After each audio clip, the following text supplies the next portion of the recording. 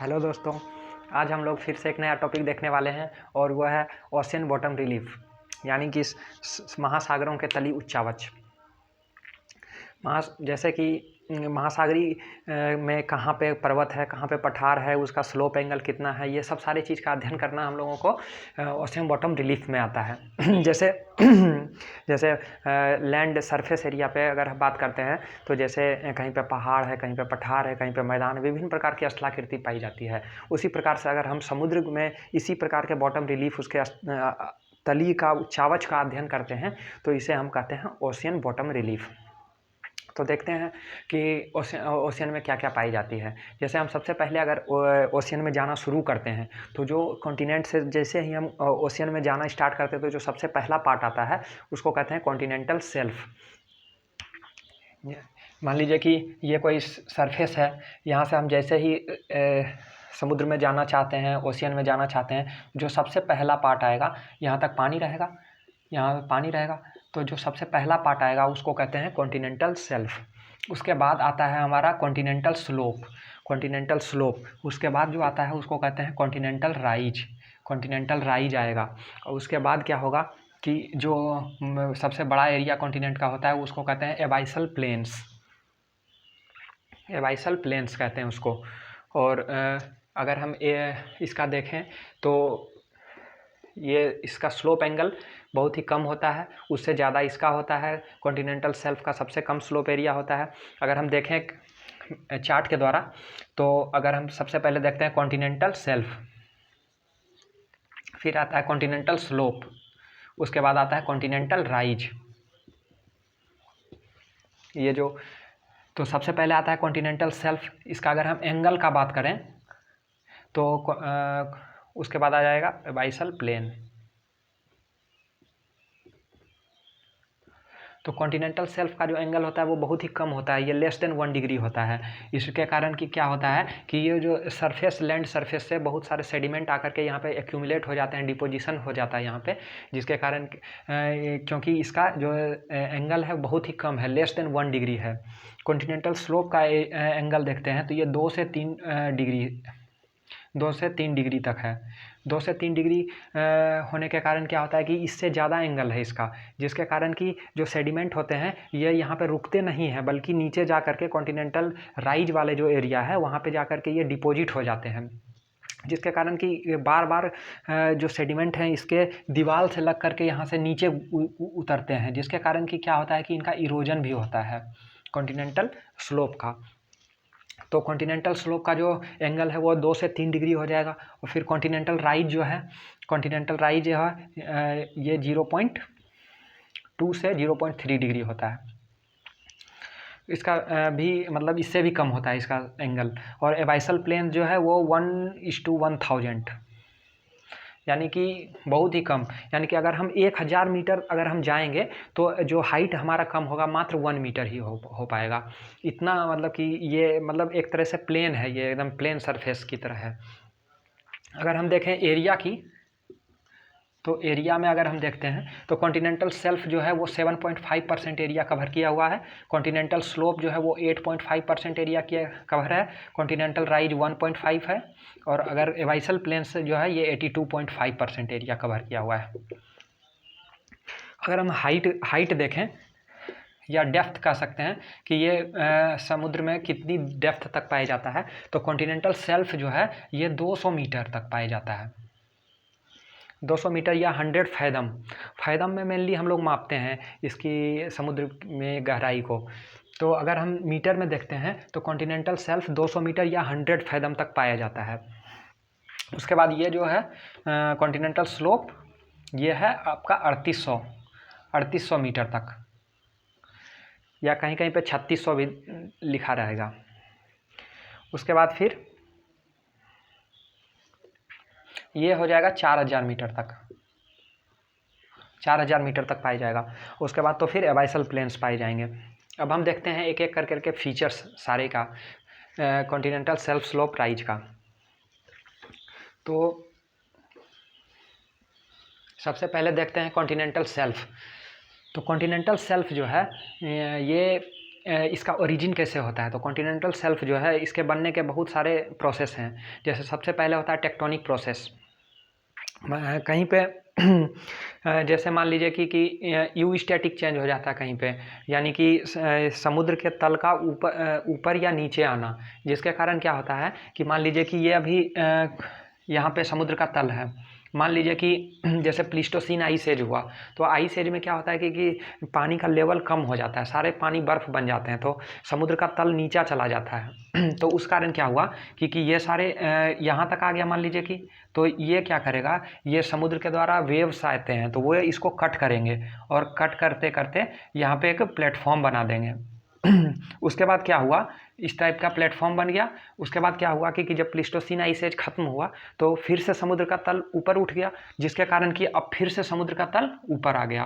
तो ये जो यहाँ पे कट किया था ये एक तरीके से प्लेटफॉर्म की तरह कार्य करेंगे और ये कॉन्टिनेंटल शेल्फ का निर्माण करते हैं। और इस प्रकार की जो कॉन्टिनेंटल शेल्फ बनते हैं वो सबसे ब्रॉड कॉन्टिनेंटल शेल्फ के उदाहरण हैं। जैसे यूरेशिया में, साइबेरिया में जो कॉन्टिनेंटल शेल्फ का उदाहरण है वो इस टाइप के कॉन्टिनेंटल शेल्फ हैं। वहाँ पे सबसे ज़्यादा चौड़ी कॉन्टिनेंटल शेल्फ पाए जाते हैं। कॉन्टिनेंटल शेल्फ जो है, अगर कहीं पे फोल्डिंग या फॉल्टिंग की घटना हुई है तो वहाँ पे कॉन्टिनेंटल शेल्फ बहुत ही नैरो हो जाता है या फिर नहीं के बराबर होता है। जैसे मान लीजिए कि रॉकी नॉर्थ अमेरिका में है, रॉकीज एंडीज, तो रॉकीज और एंडीज जो पर्वत है वो वहाँ पे फोल्डिंग हुआ है वहाँ पे, तो जिसके कारण कि वहाँ पे कॉन्टिनेंटल शेल्फ का अभाव पाया जाता है। यही कॉन्टिनेंटल शेल्फ के बनने का और भी दूसरा तरीका है, जैसे इरोजन से बनता है। जैसे कि आपका वेस्टर्न घाट जो है हम लोगों का, वेस्टर्न घाट जो है उसको इरोजन के द्वारा बना हुआ है। क्या हुआ कि सब्सिडेंस हुआ था उसका क्रिटेशियस पीरियड में, उसका जो वेस्टर्न फ्लैंग है उसका सब्सिडेंस हो गया था, जिसके कारण कि क्या हुआ कि जो समुद्र के लहर हैं उसके द्वारा उसका वेव के द्वारा वेव कट प्लेटफॉर्म का निर्माण किया गया और पश्चिमी घाट जैसे कॉन्टिनेंटल शेल्फ का निर्माण हुआ। और कॉन्टिनेंटल शेल्फ कैसे बनते हैं, तो इसके बनने का एक और है डिपोजिशन के द्वारा बनता है। जैसे आप लोग का ईस्टर्न घाट है, ईस्टर्न घाट में जो भी कॉन्टिनेंटल शेल्फ हैं वो डिपोजिशन के द्वारा, नदियों के द्वारा लाए गए मलबे के द्वारा वहाँ पे डिपोजिशन होता है और डिपोजिशन के द्वारा धीरे धीरे वो कॉन्टिनेंटल शेल्फ बन जाते हैं। तो इस प्रकार से कॉन्टिनेंटल शेल्फ के बनने का देखें। अब कॉन्टिनेंटल शेल्फ का क्या क्या यूज है, तो कॉन्टिनेंटल शेल्फ बहुत ही मतलब सबसे ज़्यादा कॉन्टिनेंटल ओशियन का यूजफुल पार्ट हम लोग कह सकते हैं कॉन्टिनेंटल शेल्फ को ही, क्योंकि यहाँ पे सूर्य की रोशनी पूरे 200 मीटर अंदर तक जाती है, जिसके कारण इसे फोटिक जोन कहा जाता है। यहाँ पे बहुत ज़्यादा बायोडाइवर्सिटी पाई जाती है। अगर हम रिसोर्स की बात करें तो यहाँ पे सबसे पहले तो अगर हम मिनरल रिसोर्स की बात करते हैं तो यहाँ पे पॉलीमेटालिक नोड्यूल्स पाए जाते हैं। जैसे हिंद महासागर में अपने कोबाल्ट के पॉलीमेटालिक नोड्यूल्स बहुत ज़्यादा मिलते हैं। उसके बाद अगर हम इनर्जी रिसोर्स की बात करते हैं तो इनर्जी में आ जाएगा, जैसे आ जाएगा सबसे पहले कॉन्वेंशनल। तो कॉन्वेंशनल में क्या आ जाएगा, तो जैसे कि पेट्रोलियम बहुत ज़्यादा पाए जाते हैं। जैसे अपने यहाँ बम्बई हाई है, बम्बई हाई में बहुत ज़्यादा पेट्रोलियम का एक्सट्रैक्शन किया जाता है। और भी तरह के इनर्जी रिसोर्स यहाँ पे पाए जाते हैं। अगर हम नॉन कॉन्वेंशनल में जाते हैं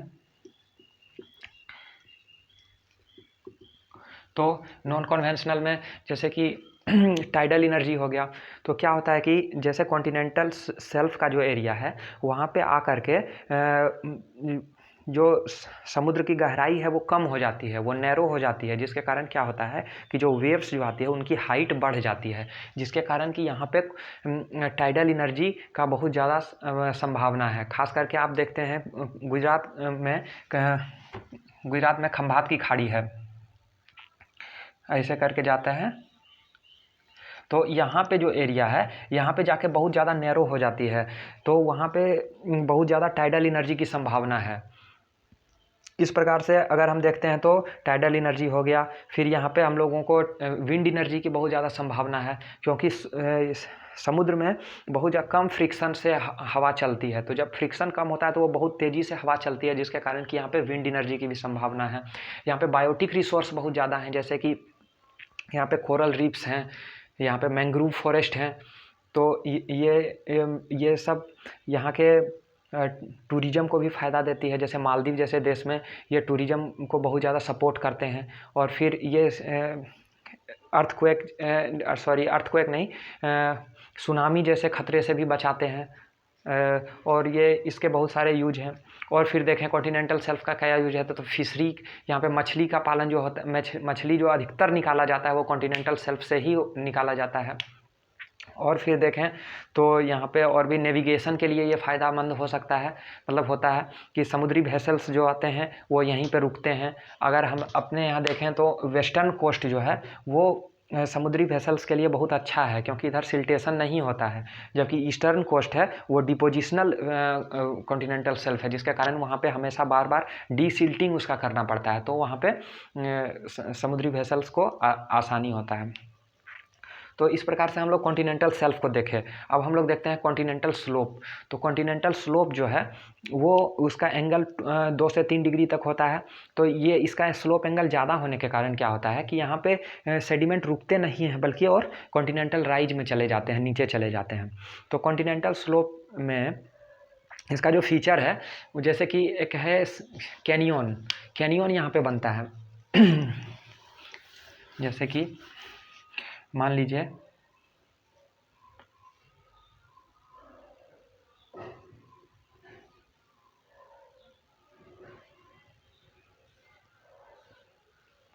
ये है कॉन्टिनेंटल शेल्फ। तो क्या होता है कि जैसे नदियाँ क्या करती है, रिजुविनेशन होती है, सी लेवल का अप या डाउन होगा लेवल, तो उसके कारण क्या होता है कि नदियाँ रिजुविनेट करती हैं, वो फिर से अपने और यंग स्टेज में आ जाती है, जिसके कारण क्या होता है कि ये कट करने लगेगी। तो इस प्रकार की ये डीप सी गॉर्ज का निर्माण करेगी, डीप सी गॉर्ज। तो यहाँ पे आएगी और इस प्रकार के गॉर्ज का निर्माण करेगी ये। तो जिसके कारण कि कैनियन, जो समुद्र में जो गॉर्ज का निर्माण होता है उसको कैनियन कहते हैं। और इसके बनने का और भी कारण कहा जाता है, जैसे टर्बिडिटी करंट हो गया। तो टर्बिडिटी करंट के कारण कहा जाता है कि इस प्रकार के कैनियन का निर्माण होता है। और फिर स्लोप हो गया। स्लोप में मेनली यही एक टर्बिडिटी करंट और यह कैनियन की घटना हम लोग देख सकते हैं। फिर आते हैं कॉन्टिनेंटल राइज में। तो कॉन्टिनेंटल राइज में जाकर के वहाँ पे सारे ये सेडिमेंट्स डिपॉजिट हो जाते हैं यहाँ पे कॉन्टिनेंटल राइज में। उसके बाद आते हैं हम लोग मेनली जो है एबाइसल प्लेन, जिसका एरिया है 82.5%, जो कि सबसे ज़्यादा हम लोग देखने वाले हैं। 82.5% जो है ये एबाइसल प्लेन है। तो इसमें क्या क्या पाए जाएंगे, जैसे मान लीजिए ट्रेंचेज। सबसे पहले ट्रेंच। ये जो ट्रेंच है ये वहाँ पे पाए जाते हैं जहाँ पर कि कॉन्टिनेंटल प्लेट और ओशियनिक प्लेट दोनों आपस में टकराते हैं। तो ओशियनिक प्लेट का सबडक्शन होता है और कॉन्टिनेंटल प्लेट ऊपर में रहते हैं। तो कॉन्टिनेंटल और ओशियनिक प्लेट जहाँ पे सबडक्ट करते हैं वहाँ पे ट्रेंच का निर्माण पाया जाता है। और ये ट्रेंच जो है वो गड्ढा, मतलब उसकी जो डेप्थ होती है वो बहुत कहीं कहीं पे बहुत ज़्यादा होती है। जैसे मैरियाना ट्रेंच का नाम सुने होंगे आप लोग, जो कि प्रशांत महासागर में है। उसी तरह से हिंद महासागर में है, सुंडा ट्रेंच है। पैसिफिक ओशियन में बहुत ज़्यादा ट्रेंच हैं, जैसे मैरियाना ट्रेंच, मिंडनाओ ट्रेंच, ये सब सारे ट्रेंच हैं प्रशांत महासागर के। तो सबसे पहला फीचर हो गया ट्रेंच। दूसरा फीचर अगर हम लोग देखें तो इसमें पाए जाते हैं ट्रेंच हो गया। फिर सी माउंट। समुद्र में भी बहुत माउंटेन पाए जाते हैं समुद्र में भी। तो वो उनके हाइट के अनुसार से वे कभी कभी ऊपर भी आ जाते हैं, समुद्र के तल से ऊपर भी आ जाते हैं, इतने हाइट के माउंटेन्स होते हैं कि। फिर गायोट पाए जाते हैं समुद्र में। अगर सपाट शीर्ष है तो इस प्रकार के जो माउंटेन पाए जाएंगे उसको हम लोग गायोट कहते हैं। और गायोट पे कोरल रीफ्स के डेवलप होने का बहुत आदर्श दशाएं पाई जाती है। और फिर रिज रिज जो होता है वो वैसा एरिया होता है जहाँ पर कि डाइवर्जिंग प्लेट बाउंड्री होती है। प्लेट टेक्टोनिक थ्योरी में आप लोग पढ़ेंगे कि जहाँ पर दो प्लेट जो है कहीं पे कन्वर्ज करती है तो कहीं पे डाइवर्ज करती है। तो जहाँ पे प्लेटें आपस में दूर जाती होती है तो वहाँ पे रिज का निर्माण होता है। और रिज के द्वारा क्या होता है कि अंदर का जो बेसाल्टिक मैग्मा है वो बाहर आता है ऊपर में, और जिसके कारण कि रिज का निर्माण होता है। रिज कहीं पर भी जब बनेगा तो जैसे माउंटेन बनता है तो उसका पीक इस टाइप का होता है, लेकिन रिज जब बनेगा तो ये इस टाइप से बीच में वैली टाइप का बन जाएगा और तब इस टाइप का बनेगा। तो इस टाइप का अगर कहीं पे स्ट्रक्चर बनता है तो उसको रिज कहते हैं। और इसका एग्जांपल बहुत सारा है, जैसे मिड ओशनिक रिज, जैसे कि हिंद महासागर में है रिज, फिर अटलांटिक महासागर में रिज है, लेकिन प्रशांत महासागर में रिज नहीं है। इस प्रकार से वैली भी बहुत सारा बनता है ओशियन में। ओशियन में क्या होता है कि रिज जो है वो चारों ओर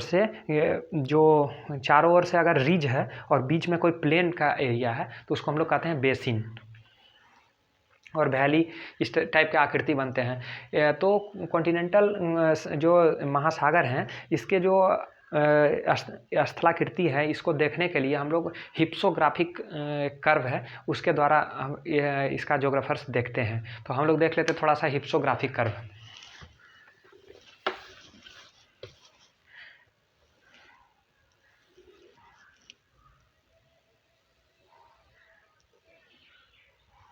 इधर आ जाएगा एरिया,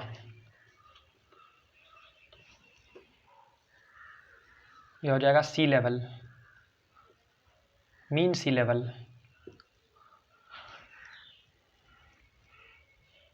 ये हो जाएगा हाइट, और ये हो जाएगा डेप्थ। तो हम लोग जानते हैं कि कॉन्टिनेंट जो है वो टोटल 29% एरिया घेरे हुए है और जो समुद्र है वो 71% एरिया घेरे हुए है। तो मान लीजिए कि यहाँ पे कहीं पे 29% है, ये 29, तो ये जो एरिया है कॉन्टिनेंट का वो ऐसे करके आएगा और ऐसे करके चला जाएगा। इसका मतलब ये है कि 29% एरिया ये देखिए, जैसे जैसे हम लोग हाइट, जैसे कि ये जो हाइट है मान लीजिए कि ये जो है ना एवरेस्ट का सबसे हाईएस्ट है, मान लेते हैं 9000, 8848 है, लेकिन हम लोग मान लेते हैं कि 9000 मीटर है। तो जैसे 9000 मीटर के ऊंचाई पर जाते हैं तो कॉन्टिनेंट का कितना मास हम टोटल चारों ओर अगर हम देखेंगे 9000 मीटर की ऊंचाई पर, तो कॉन्टिनेंट का कितना मास आएगा? बस जीरो, थोड़ा सा एकदम आएगा। तो ये और जैसे जैसे 9000 से जैसे जैसे नीचे आते जाते हैं तो कॉन्टिनेंट का मास बढ़ता जाएगा, कॉन्टिनेंट का एरिया बढ़ता जाएगा, और 29 यह जो सी लेवल तक आ जाएंगे तो सारा कॉन्टिनेंट का एरिया आ जाएगा। उसके बाद भी कॉन्टिनेंट के लिए नीचे जाते हैं तो कॉन्टिनेंटल सेल्फ स्लोप राइज जो है वो भी कॉन्टिनेंट का ही पार्ट है। तो इस प्रकार से हम देखते हैं कि जैसे हम नीचे जाते हैं तो एरिया जो है टोटल 100% एरिया अगर हम देखें तो 29% एरिया हो गया आपका कॉन्टिनेंट का, बाकी हो गया ओशियन का। इसी को एक और ऐसे भी हम लोग देख सकते हैं।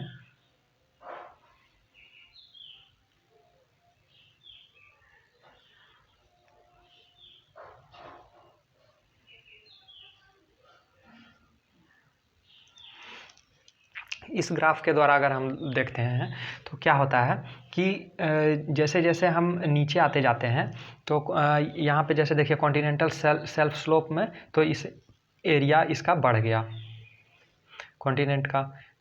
उसी तरह से जैसे जैसे हम डेप्थ आते जाते हैं तो इसका एरिया बढ़ते जाता है। इसी ग्राफ को जो हम कहते हैं वो कहते हैं हिप्सोग्राफिक कर्व। इसको हिप्सोमेट्रिक कर्व भी कहा जाता है।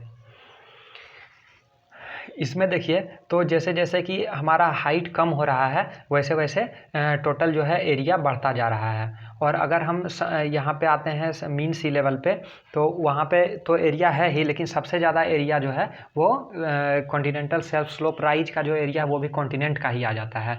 तो यहाँ तक यहाँ पे सबसे ज़्यादा एरिया है, उसके बाद फिर समुद्र में आ जाते हैं। यानी कि ये बताता है क्योंकि मान लीजिए कि अगर हम 8000 मीटर की ऊंचाई पे हैं तो वहाँ पे कितना एरिया है, उसके बाद हम नीचे आ गए मान लीजिए 4000 मीटर की ऊंचाई पे है तो वहाँ पे टोटल कितना एरिया कवर कर रहा है। उसी तरह से अगर हम टोटल सी लेवल पे आ गए तो टोटल कितना एरिया ये कवर कर पा रहा है।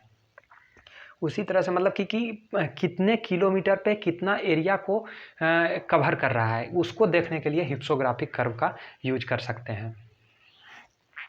ठीक है दोस्तों, आज हम लोग देखते हैं इतना ही। Thank you.